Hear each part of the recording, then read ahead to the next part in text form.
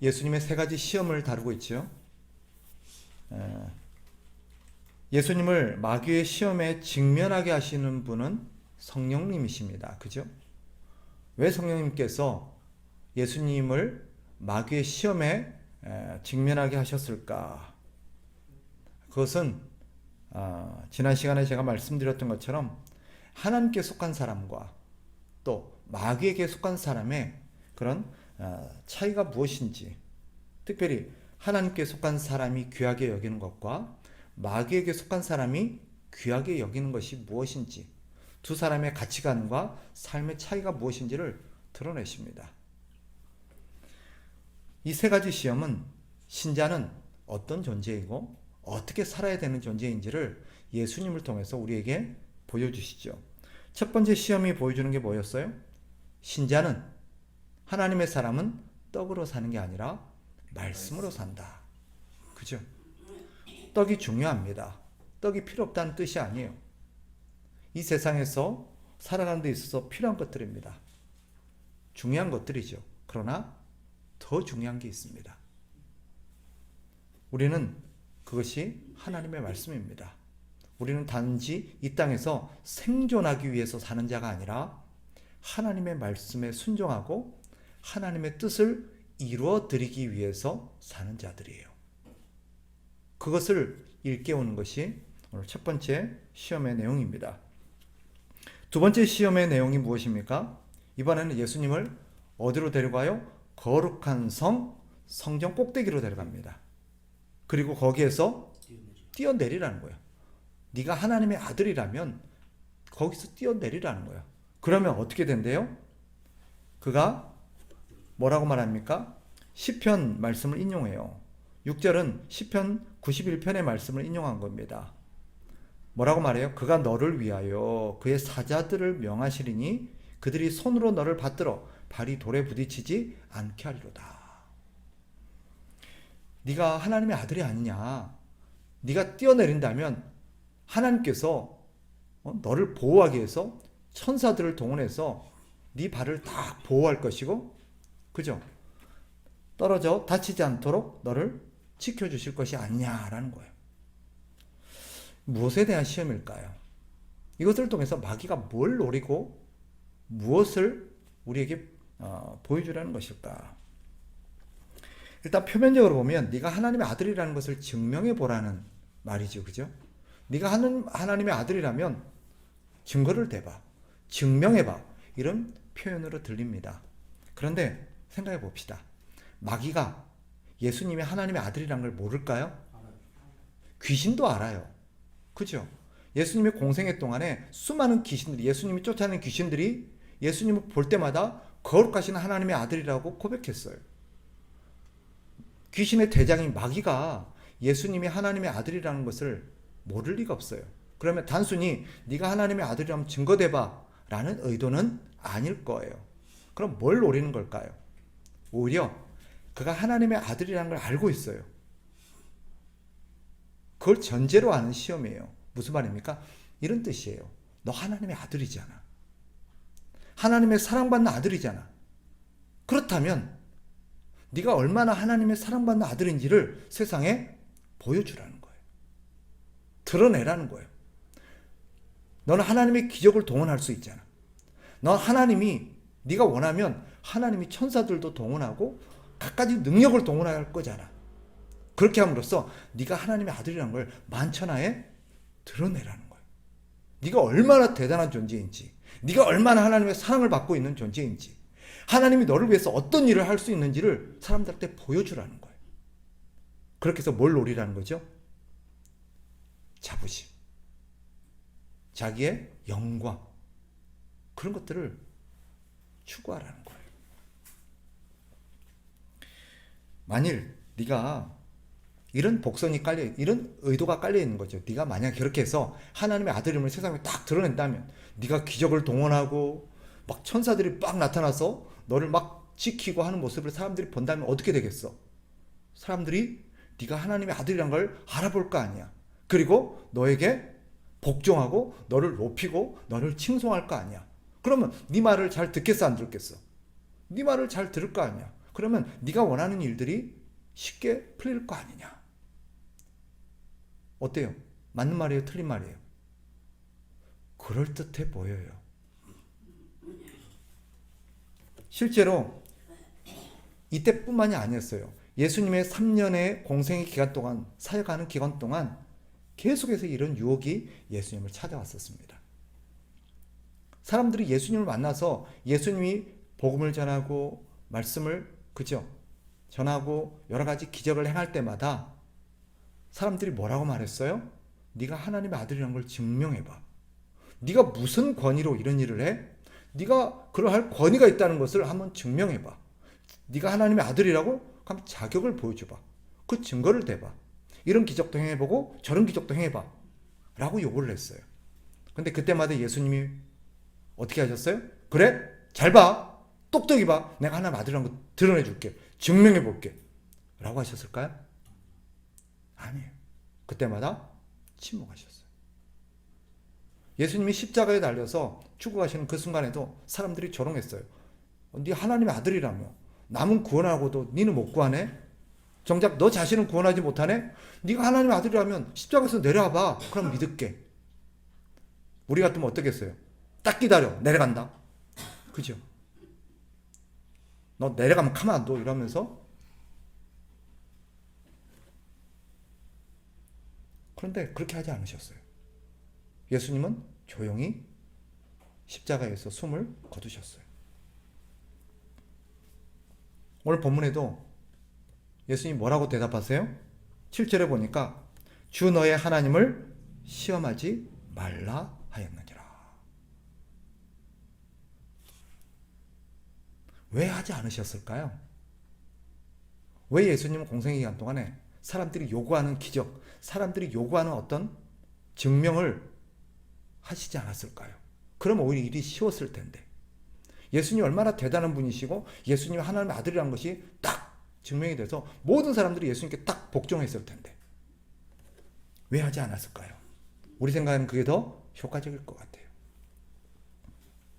사실 이게 우리의 직면한 문제이기도 해요. 우리도 일평생 신자로 살아가면서 이런 문제와 많이 부딪혀요.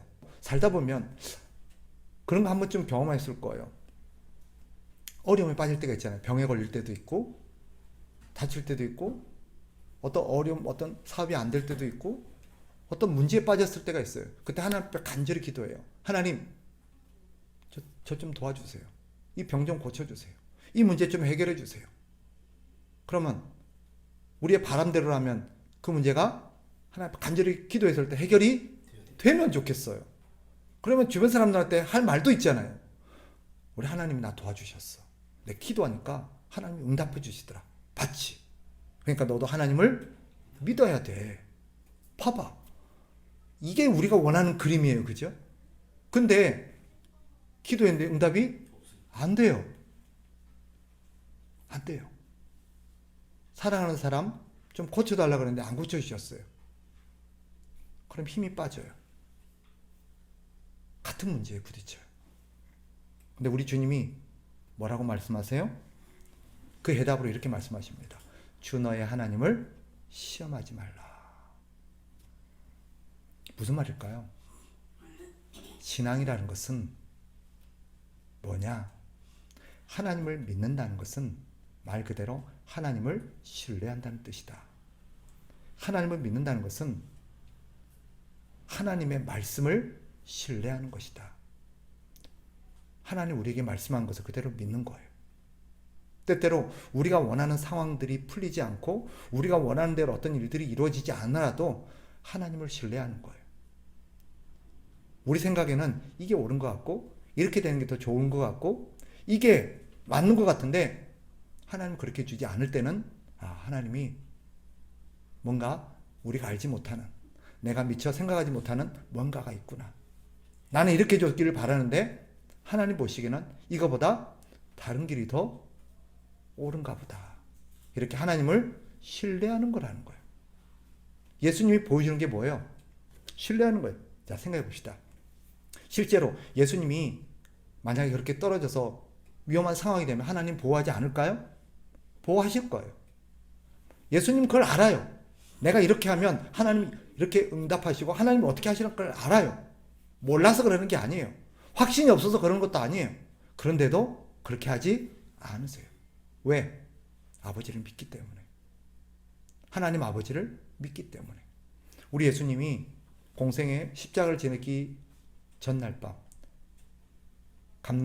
감남산에서 땀방울이 핏방울이 되도록 하나님 앞에 기도했어요. 그리고는 그때 하나님 앞에 뭐라고 그래요? 아버지, 할 수만 있으시다면 이 잔을 내게서 옮겨주십시오. 무슨 말이에요? 할 수만 있다면 십자가 안 지게 해주세요. 그런데 하나님 아버지께서 그 기도 들어주셨어요? 안 들어주셨어요? 안 들어주셨어요. 십자가에 매달려서 우리 예수님이 이렇게 하나님 앞에 호소한 적이 있어요. 엘리 엘리 라마 사박다니. 무슨 말이에요? 나의 하나님 나의 하나님 어찌하여 나를 버리시나이까. 그러면 우리 생각대로 하나님 아버지께서 나 너 안 버렸어 라고 하늘에서 음성을 들려주거나 뭔가 극적으로 예수님을 어떻게 다 구해주시거나 그래야 되는데 하나님 아버지는 침묵하셨고 예수님은 그대로 죽으셨어요.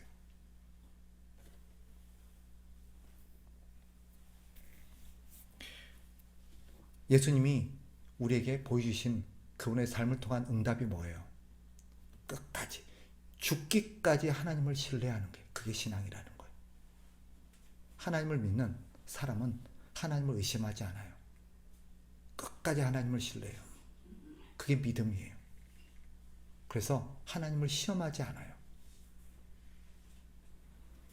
우리는 하나님의 사랑을 확인하고 싶을 때가 있어요. 그죠? 제가 자식을 키워보니까 비로소 그 마음을 알겠더라고요. 우리 권사님들도 아마 그런 경험 많이 하셨을 거예요. 아이들이 자기에게 이렇게 얘기하는 적 있었을 거예요. 엄마 이것 좀 해줘. 근데 엄마가 봤을 때 아니에요. 안 돼. 그럼 애가 막 속상해하면서 엄마 나 안 사랑하지. 엄마 나 안 사랑하지. 안 사랑한 거예요? 사랑하지 않아서 그런 거예요? 아니에요. 우리는 그 아이들을 위해서 죽을 수 있을 만큼 그 아이들을 사랑해요. 안 들어준 건 뭐 때문이에요? 그게 그 아이에게 유익하지가 않으니까. 오히려 손해가 되니까. 더 좋은 걸 주고 싶고 더 많은 걸 줄 수 있는 부모님이 엄마가 그걸 안 줘요. 사랑하지 않아서가 아니에요. 그때 아이는 엄마 나 사랑하지 않는구나라고 의심할 수 있어요. 아니에요. 그때 우리의 속마음이 뭐예요? 아이고 이거사. 내가 너를 얼마나 사랑하는데. 난 너를 위해서 모든 걸 다 줄 수 있어. 내가 능력이 없어서 너를 사랑하지 않아서 안 주는 게 아니라 너한테 더 좋은 걸 주고 싶고 네가 더 잘 되기를 바라기 때문에 안 주는 거야. 우리 주님이 이걸 아셨어요. 그래서 하나님을 믿는 신앙인은 뭐 하는 거예요? 신뢰하는 거예요. 마치 우리 엄마가 뭔가 생각이 있겠지. 내 생각 때는 줬으면 좋겠는데 거절하시는데 다 이유가 있겠지. 그게 뭐예요? 엄마를 신뢰하는 거예요. 그게 자식이에요. 그죠? 그렇게 해야 자식이 되는 게 아니라 자식이기 때문에 엄마를 신뢰하는 거예요. 예수님이 우리는 나 하나님의 아들 아니에요? 하나님의 아들이라면 나한테 이럴 수 있어요? 하나님 나 안 사랑하죠? 이렇게 때를 쓸 수 있어요. 그러나 진정한 자식, 진짜 철이 든 자식, 바른 자식이라면 어떻게 얘기해야 돼요? 하나님, 나 하나님 믿어요. 하나님 나를 사랑한다는 걸. 내가 원하는 대로 이루어지지 않아도 내 뜻대로 이루어지지 않아도 하나님이 나를 끝까지 사랑한다는 거 나 믿어요. 그게 신앙이에요. 예수님이 바로 그걸 보여주신 거예요. 따라서 어떤 외적인 것들로 자신의 신앙을 증명하고 싶고 하나님의 사랑을 확인하려고 하는 것은 바른 신앙의 태도가 아니에요. 그리고 다른 사람들에게 내가 얼마나 신앙이 좋은지 하나님이 나를 얼마나 사랑하는지 그럴 걸 과시하고 자랑하려는 것도 옳은 태도가 아니에요. 네, 가끔 어떤 분들은 믿음이 좋은 분도 있어요. 그러나 그것을 자랑하려고 하면 안 돼요. 하나님은 우리가 자랑하지 않아도 확인하지 않아도 우리를 사랑하십니다. 그리고 때가 되면, 필요하면 하나님은 우리를 향한 그 사랑을 드러내실 겁니다. 우리가 알듯 하나님 아버지는 그런 예수 그리스도를 살아있을 때 십자가에서까지 침묵하셨던 그 주님, 우리가 보기에는 예수님이 하나님의 아들이 아닌가? 하나님이 예수님을 사랑하지 않는가? 십자가를 지켜보는 많은 사람들이 그렇게 생각했을 거예요. 그죠? 너 그렇게 죽는 거 보고 하나님이 네한테 응답하지 않는 거 보니까 네 하나님 아들 아니네 라고 사람들이 얘기했을 때도 하나님이 침묵하셨어요. 그러나 때가 되자 무슨 일이 있어요? 우리 예수님을 다시 살리셨고, 다시 살리신 이후에 우리 주님을 가장 찬란하게 높이셨어요. 빌립보서 2장에는 우리 하나님 아버지께서 우리 주님을 어떻게 하셨는지 이렇게 소개합니다.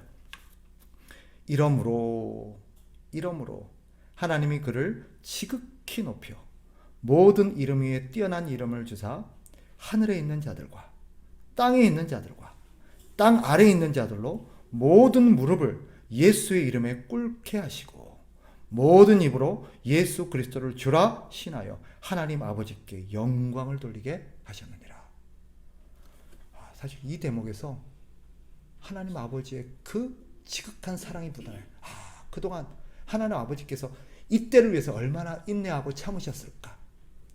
그렇게 예수님을 사랑하신 분이 이때를 위해서 그 사랑하는 아들을 그렇게 높이시고 모든 사람들 앞에서 그렇게 예수님을 영광스럽게 하시기 위해서 얼마나 그 아픔을 참으셨을까 하는 생각이 딱 들어요.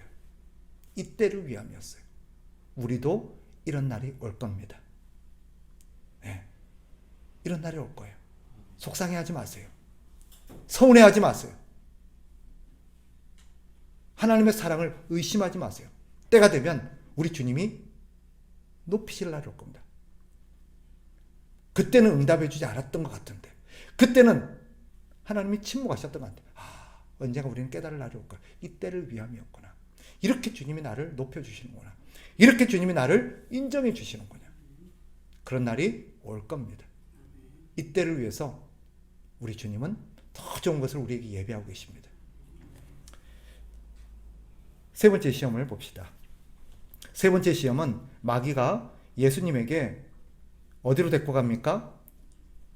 보면 높은, 지극히 높은 산, 아마 제일 높은 산이라고 볼 수 있겠죠. 그래서 천하만국을 다 볼 수 있는 가장 높은 산으로 데리고 갔겠죠. 그러면서 뭐라고 말해요? 네가 나한테 절하면 이거 다 줄게. 이거 다 넣어줄게. 무엇에 대한 시험일까요? 이것은 세상의 것을 소유하면 세상에 있는 어떤 영광, 세상에서 가장 높은 자리, 세상에서 가장 많은 것, 세상 것을 다 소유하면 너는 가장 영광스러워지고 가장 행복해지고 가장 찬란해질 거라는 거예요. 우리에게 그런 꿈을 갖게 해요. 선전 가끔 보신 적 있어요? 예전에 제가 인상 깊게 봤던 텔레비 선전 한 가지가 있습니다. 두 친구가 오랜만에 만났어요. 두 친구가 오랜만에 만났는데 그 친구가 너 요즘 뭐해? 너 요즘 뭐하고 살아? 그런데 그 친구가 아무 말도 안 하고 뭘 보여주냐면 자기가 타는 차를 딱 보여줘요. 한마디도 안 해요. 그냥 자기가 타는 차를 삑 해서 보여줘요. 그게 대답이에요. 나 이런 애야. 나 이런 사람이야. 그 당시 나왔던 어떤 고급 세단이었어요. 그 차를 딱 보여주니까 그 친구가 어떻게 했어요? 와. 그것으로 대답이 딱 되는 거예요. 그 선전이 뭘 말하고 싶었던 걸까요? 이거 소유하면, 이 차 가지면 당신 이렇게 돼. 똑같은 거예요. 네가 세상의 권력을 갖게 되면, 네가 세상의 인기를 얻게 되면, 네가 세상의 어떤 것들을 소유하게 되면 너 이렇게 돼. 모든 사람이 너를 우러러보고 모든 사람이 너를 대단하게 느낄 거야. 아파트 선전할 때도 그러죠. 자동차 선전할 때도 그러고 휴대폰 선전할 때도 그래요. 이거 딱 소유하면 사람들이 우와. 그래서 뭐예요? 이걸 가져야 내가 행복하고 이걸 가져야 내가 만족할 것 같아요. 이걸 가지면 너는 만족할 거야. 행복할 거야. 이거 없으니까 네가 만족이 안 되는 거야 라고 우리에게 도전하는 거예요. 세상에서 성공하고 세상에서 높아지고 세상에서 유명해지는 것을 추구하라는 거예요. 그러면 네가 만족할 거라는 거예요. 마귀의 교묘한 속임수가 무엇입니까? 그렇게 함으로써 그럴듯해요. 우리가 봐봐요. 자, 보세요. 내가 가난하고 아무 이름도 없고 별 보잘것없는 사람이에요. 그런 사람이 하나님을 증거하는 것과 정말 유명하고 정말 부자고 정말 권력이 높은 사람이 하나님을 증거하는 것과 어떤 것이 더 효과적일 것 같아요? 그죠? 예를 들어서 제가 예수님 믿으세요 하는 것과 뭐 저기 이번에 대통령이 된 사람이 예수님 믿으세요 하는 것과 어떤 게 더 힘이 있을 것 같아요? 비교가 안 되지, 그죠? 거봐. 그러니 어떤 자리가 필요해? 저 높은 자리 가야 되는 거야. 그러니 네가 부자가 돼야 되는 거야. 그러니 네가 인기를 얻어야 되는 거야. 그럴듯해요, 안 그래요? 그럴듯하잖아요. 이게 마귀의 속임수예요. 왜요? 그럼 좋은 거 아닌가요? 높은 자리 가는 게 나쁜 거예요? 돈을 많이 갖는 게 나쁜 거예요? 아니에요. 그건 나쁜 게 아니에요. 부자가 되는 게 나쁜 것입니까? 아니에요. 문제는 뭐예요? 꼭 그렇게 해야만 만족이 되고 그렇게 해야만 우리가 하나님의 일을 할 수 있고 그렇게 해야만 효과가 있을 거라고 믿는 생각이 잘못된 거예요. 오히려 그것을 노리면서 자꾸 부자가 되려고 하고 높은 자리에 올라가려고 하고 유명해지려고 하면 무슨 일이 벌어질까요? 우리는 평생 그것만 쫓다가 인생이 끝나요. 왜? 누구도 자기가 원하는 만큼 부자가 될 수는 없어요. 누구도 자기가 원하는 만큼 높아질 수는 없어요. 누구도 자기가 원하는 만큼 인기를 얻을 수는 없어요. 처음에 한 1억만 있으면 소원이 없을 것 같아요. 지금 제 생각은 그래요, 제가. 1억만 내 손에 주어지면 내가 소원이 없을 것 같아요. 그럼 이제 고민 끝. 집도 하나 사고 이렇게 하면 될 것 같아요. 어때요, 권사님도 사셔보니 그래요? 1억 딱 생기면 부족해요, 그죠? 그때는 몰랐는데 지금 내 생각에 1억만 있어도 아무 고민이 없을 것 같은데 1억 딱 생기고 보니까 1억 갖고 안 되는구나. 그래서 한 10억은 있어야겠다 하고 10억을 딱 가졌는데 10억 가지니까 또 그 나름대로 뭔가 더 있어야 되구나. 그렇게 함으로써 사실 우리는 하나님을 위해서 그런다 하고 좋은 목표를 위해서 그런다라고 말하지만 일평생 그것을 위해서 인생을 낭비하게 만드는 거예요. 그리고 그러면 그럴수록 우리는 하나님과 가까워질까요? 멀어질까요? 멀어지는 거예요. 이게 마귀의 속임수예요. 명분은 그럴듯해요. 명분은 그럴듯해요. 그런데 그렇죠. 결과적으로 뭐예요? 우리는 절대 그렇게 될 수가 없는 존재라는 것을 마귀가 우리에게 교묘하게 속이는 거예요. 하나님이 원하시는 건 뭘까요? 하나님이 원하시는 것. 자, 10절. 예수님이 이렇게 말하죠. 이게 대답입니다. 사탄아 물러가라. 기록되었으되 주 너의 하나님께 경배하고 다만 그를 섬기라. 다만 그를 섬기라. 무슨 말일까요? 우리 하나님이 진짜 기뻐하시고 원하시는 건 뭐예요? 지금 있는 그 자리에서 지금 할 수 있는 그 일을 통해서 하나님을 섬기는 것이 하나님의 뜻이라는 거예요. 우리는 더 높아져서 더 대단해져서 더 많은 것을 가지고 하나님을 섬기면 하나님 기뻐하시겠지 생각하는데 하나님 그런 거 원하지 않아요. 자, 역시 자식을 키워보니까 그 마음은 이해가 돼요. 우리 권사님들, 우리 자식들이 유명해지고 더 높아져서 나에게 효도하고 하기를 바라요? 아니면 있든 없든 지금 있는 그 자리에서 지금 있는 그 모습으로 자식이 도리를 하고 나를 사랑하고 부모를 잘 섬기길 바라요? 그거예요. 돈 많이 생겼다고 아들이 더 잘 됐다고 부모 더 잘 섬기던가요? 그렇지 않아요. 자식이 잘 되면 부모를 더 잘 섬길 것 같은데 부모에게 더 멀어져요. 그게 현실이에요. 그게 죄가 갖고 있는 힘이에요. 우리 인간의 욕심은 절대 우리가 원하는 대로 되지 않아요. 하나님 우리에게 원하시는 건 뭐예요? 하나님 우리에게 대단한 걸 바라는 게 아니에요. 지금 네가 있는 자리에서 지금 네가 할 수 있는 것을 가지고 하나님을 섬기라는 거예요. 그게 하나님이 기뻐하시는 거예요.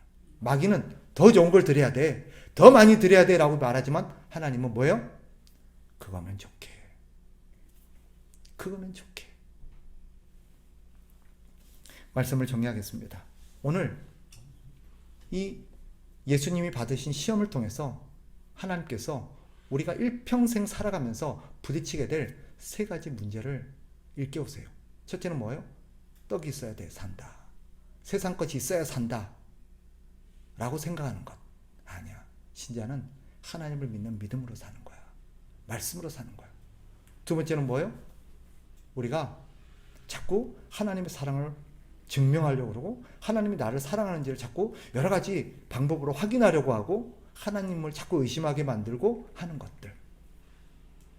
하나님의 사랑을 믿으라는 거예요. 하나님을 신뢰하라는 거예요. 세 번째는 뭐예요?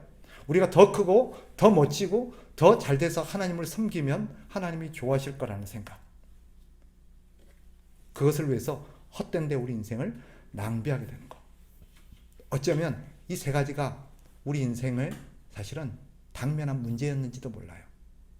우리는 이 세 가지 어쩌면 실패하며 살아왔는지도 몰라요. 주님은 가장 기본적이고 중요한 것을 우리에게 일깨웁니다. 하나님이 원하시는 건 뭐예요? 하나님의 뜻에 순종하는 거예요. 아마 이렇게 말씀하시는 것과 똑같아요.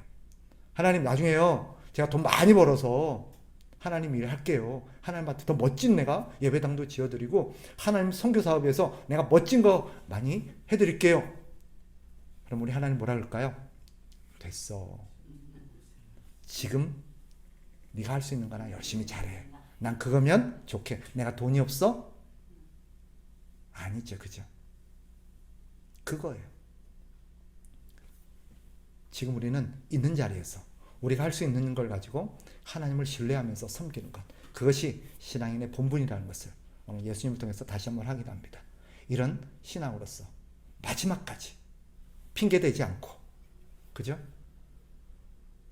미루지 않고 내일 잘할게요, 더 많이 해서 잘할게요가 아니라 지금 매일 순간 오늘을 하나님 앞에 드리는 그런 우리의 신앙이 되시기를 주의 이름으로 축복합니다.